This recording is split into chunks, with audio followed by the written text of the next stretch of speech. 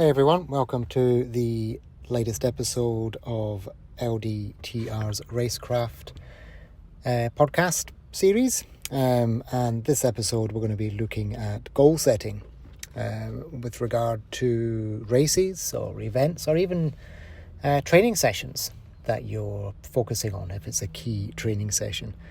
So just going to be looking at how to set goals, what those goals could be, and then how to review that data that we collect, because, assuming you're using Garmin or a Wahoo or a Polar or a Coros or Strava or whatever to collect data when you're on your ride or your run or whatever it is you're doing, that watch or that bike computer will collect a lot of data. It will collect heart rate and power if you've got a power meter, and it will collect distance and elevation and heart rate and all sorts of stuff. So how do we use that data to actually work out if we achieved our goals? So first thing you need to do obviously is set your goals. So you might have an event coming up. There might be a key training session.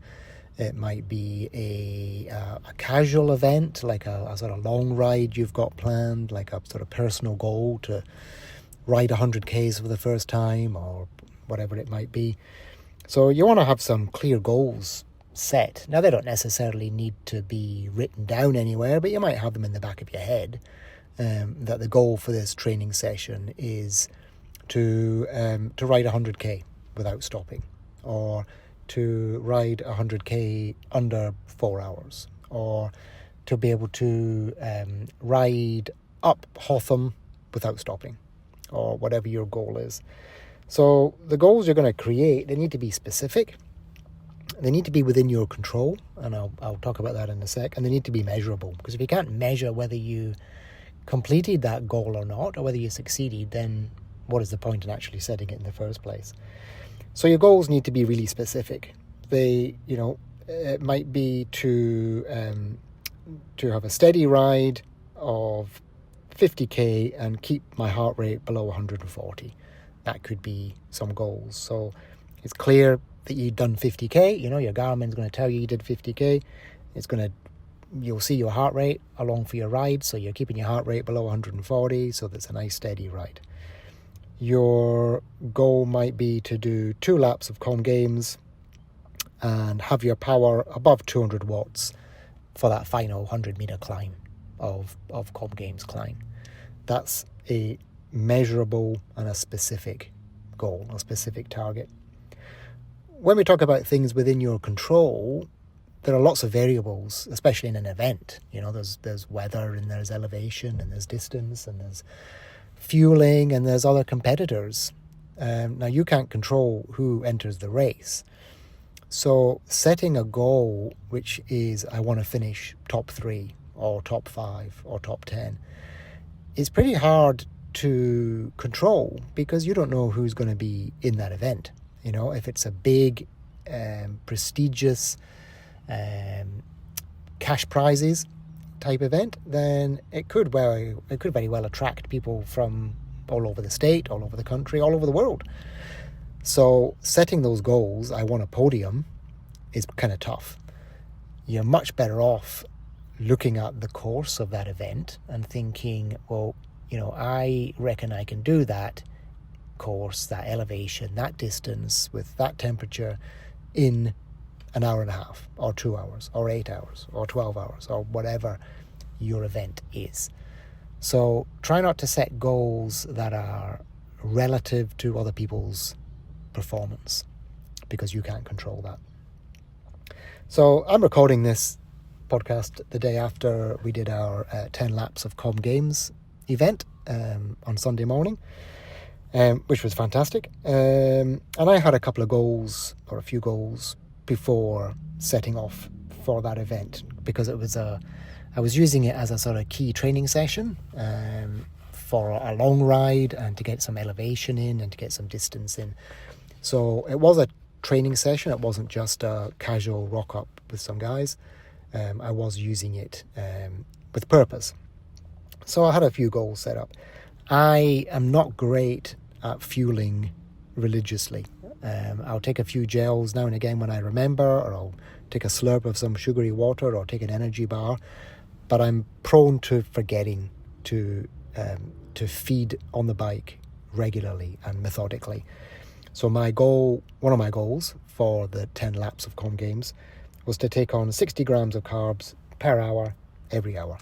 So filled my bottle with 60 grams of sugar and topped up with water, get a bit of a shake. And my goal was to finish that bottle within the hour, every hour. Get back to the car, top it up, another 60 grams of sugar, more water, and for the next hour, and so on and so on. My second goal was to aim for really even splits of Com Games. Again, I'm prone to starting events, races especially, going out too hard, and then I pay for it towards the back end of the race because I'm fatigued. If I had started off a little bit more within my means, I would probably have more energy toward the back end of the race where other people are getting fatigued, and I've got a bit more energy there to finish the race strong. So my plan was to aim for even splits of Com Games, and I know from past experience about 25 minutes is around about what I can do. Plenty of laps of Com Games in 25-minute splits. Third goal was to complete the 10 laps in less than 5 hours. So I was fairly confident going into that I could do that based on previous experience, based on having done a few laps of Com Games before. I was pretty confident that doing the 10 laps in the 5 hours, barring any accidents or mechanicals, I would be fine. And a fourth simple goal was to enjoy it. There was going to be a few of us there. It was going to be a nice day. Was to enjoy my time. So on this screen here is my actual data from the event, from my Garmin. And there's a few things I took out of this data. We collect all this data, so we may as well have a look at it and see what it means. So I've put some red squares around the 5 laps, because we did 2 laps of Com Games, then took a break, then did 2 laps of Com Games, took a break, and so on. So there's 5 batches, if you like, 5 sets of 2 laps. So you can see from that first red square, where the arrow was pointing, I went out a bit quicker than I should have.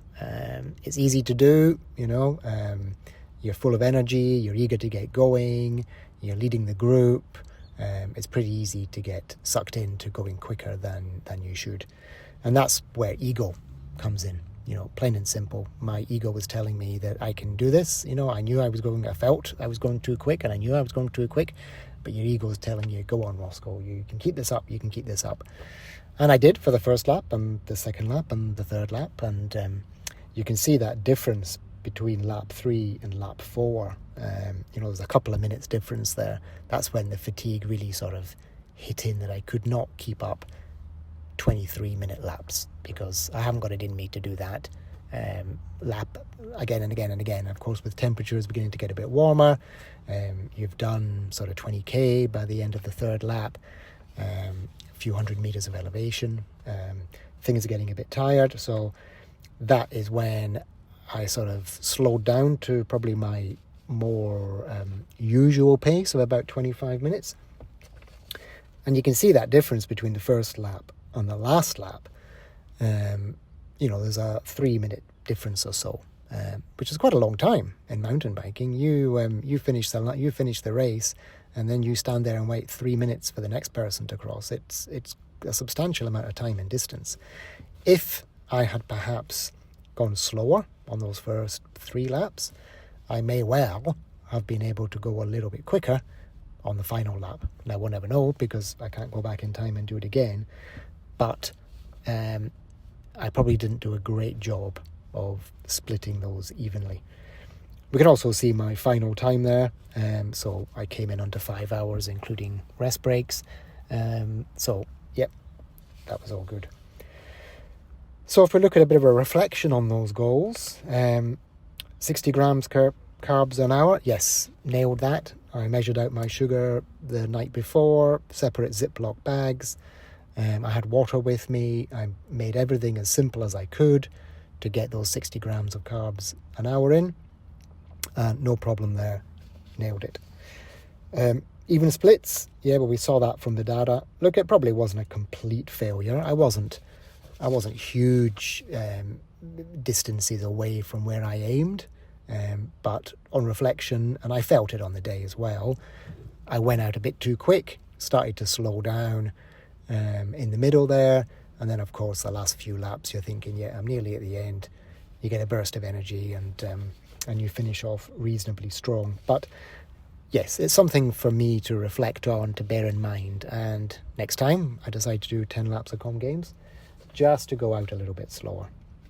So there's definitely some learnings there. Yes, completed it in 5 hours. And like I said to begin with, I was fairly confident I could do that, barring any accidents or mechanicals. So pretty happy with that result. And did I enjoy it? Absolutely. There was, I think, about 10 or 12 of us all up. A few less towards the end. But beautiful day, chatting bikes, riding, setting a bit of a goal, conquering that goal, and having other people around to share it on a nice day. What more do you need, really? Back home for lunch and see the family, and it was a good day. So just some thoughts there about goal setting, but more importantly about reflecting on that data and using that data to inform your future training or events. So I hope that was helpful. Let us know what you do. Do you set goals? Do you use your data to reflect on how you went? And I will catch you next time. Cheers.